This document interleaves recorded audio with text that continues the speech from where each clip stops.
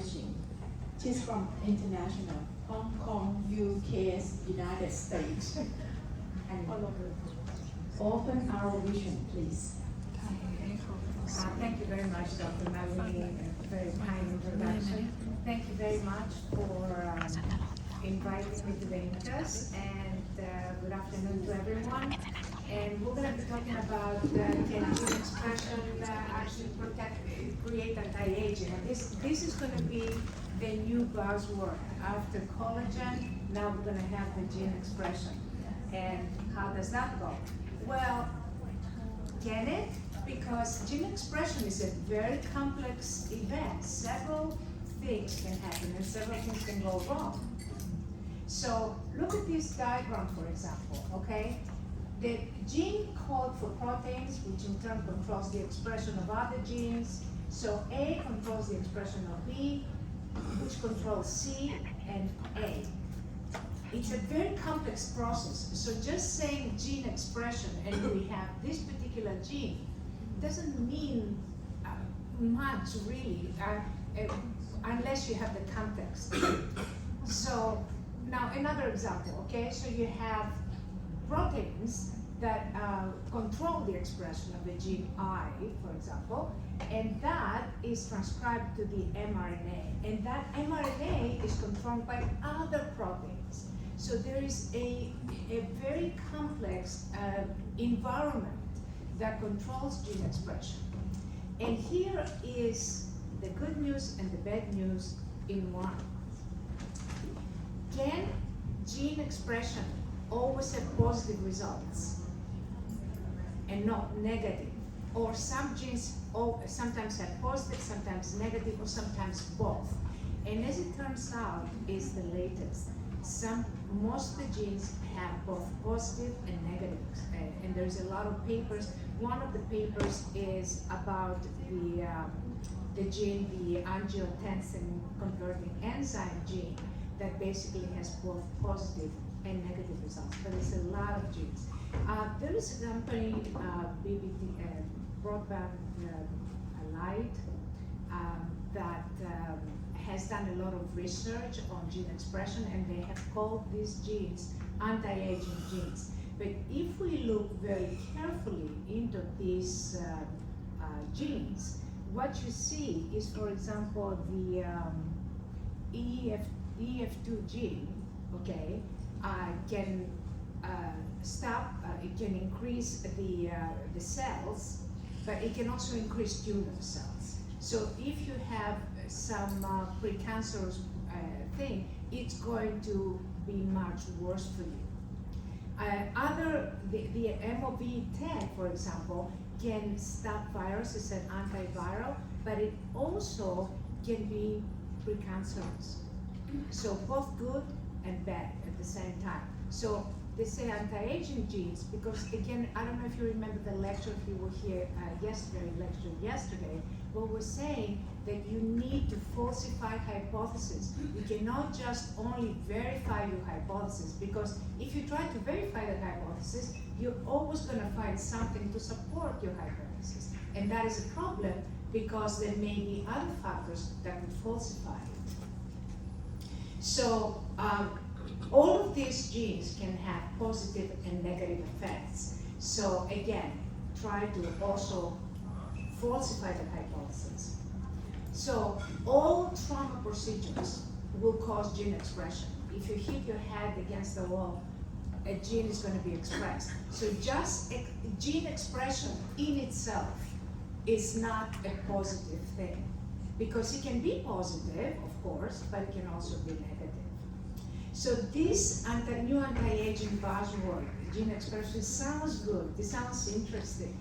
However, it's a very complex, multifactor event that includes lifestyle, includes nutrition, resonance, stress, hormonal changes, and the same genes can be good as they can be bad for us.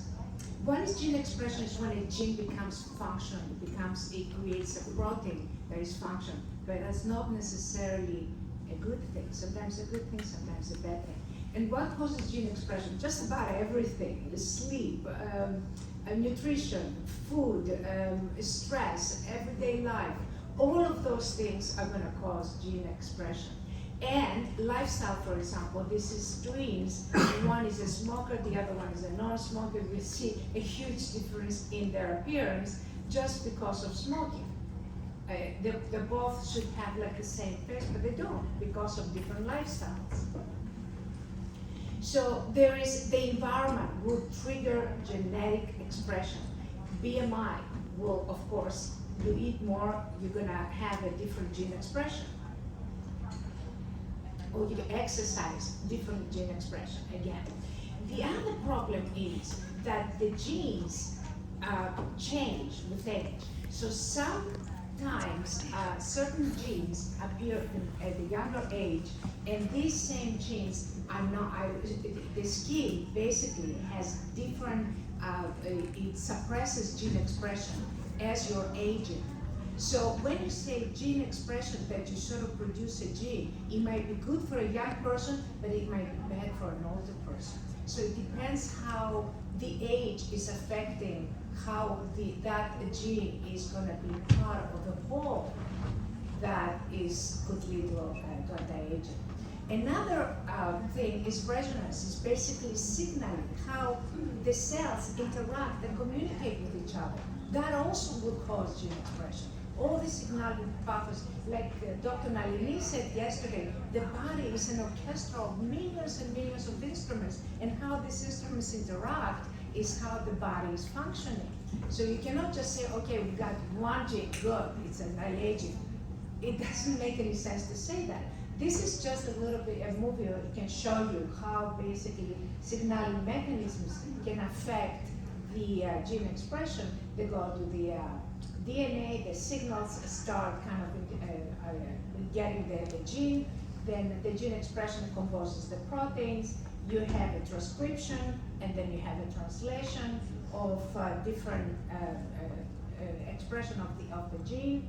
And so it goes from the chromosome to the gene, to the RNA, to creating the proteins. That messenger travels to create the protein, and then it depends.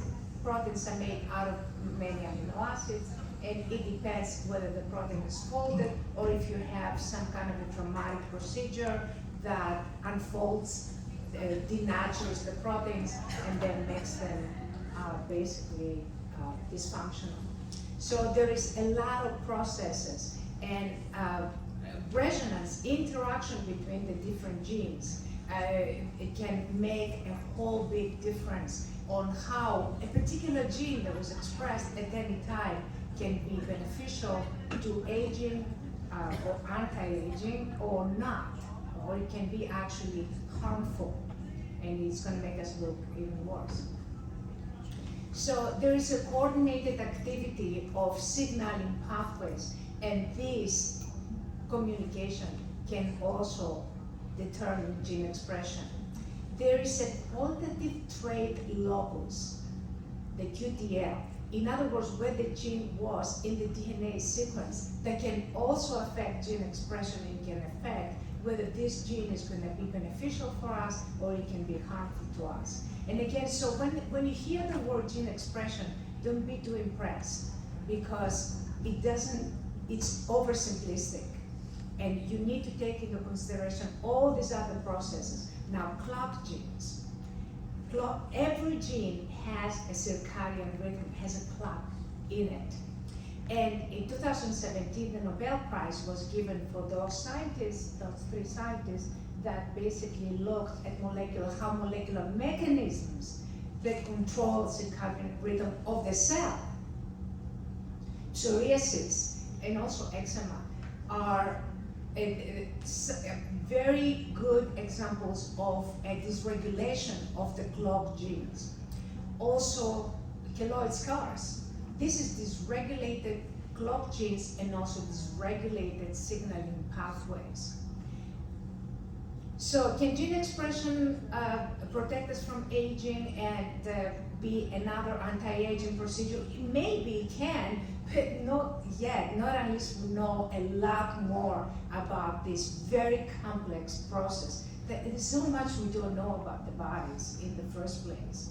So environment, trauma, stress, medications, signaling pathways, resonance, cellular biorhythms, immunity, relationship of genes within the genetic network, the QTL component that I was talking about, all of those, disease, genetic predisposition, so on and so forth, all of those are very intricate, complex processes that we have not really understood very well to start talking about technologies that can do gene expression. So signal interplay with time genes is also another factor. Signaling nucleosome dynamics that are manifested in the histone composition, the microbiome that we were talking about yesterday. All of those are aspects of the body that will control whether the gene expression will happen and whether that's going to be beneficial or harmful. So a clear understanding of the activity and interaction between the genes, signaling pathways has to come first before we start talking about gene expression. And we have not figured that out yet. We have just started understanding it. And a number of, there are certain methods right now that we're looking at protein-to-protein interactions. It's called PPA data. And so we have just started understanding and analyzing how proteins interact with each other.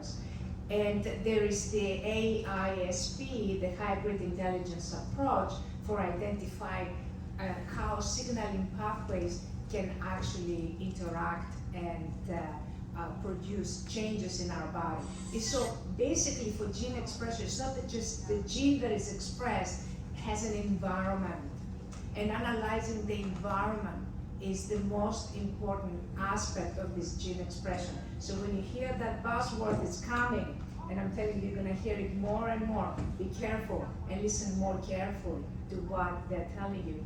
And when they give you the anti-aging genes, then look them up to see some of them could produce cancer instead. So it's not a, it's a very complex process. That's all I would like to warn you about that. So a large number of studies have investigated the expression of the QTLs that we're talking about and have discovered that most genes are affected by at least one QTL, at least one trait, within the dynamic environment of the body.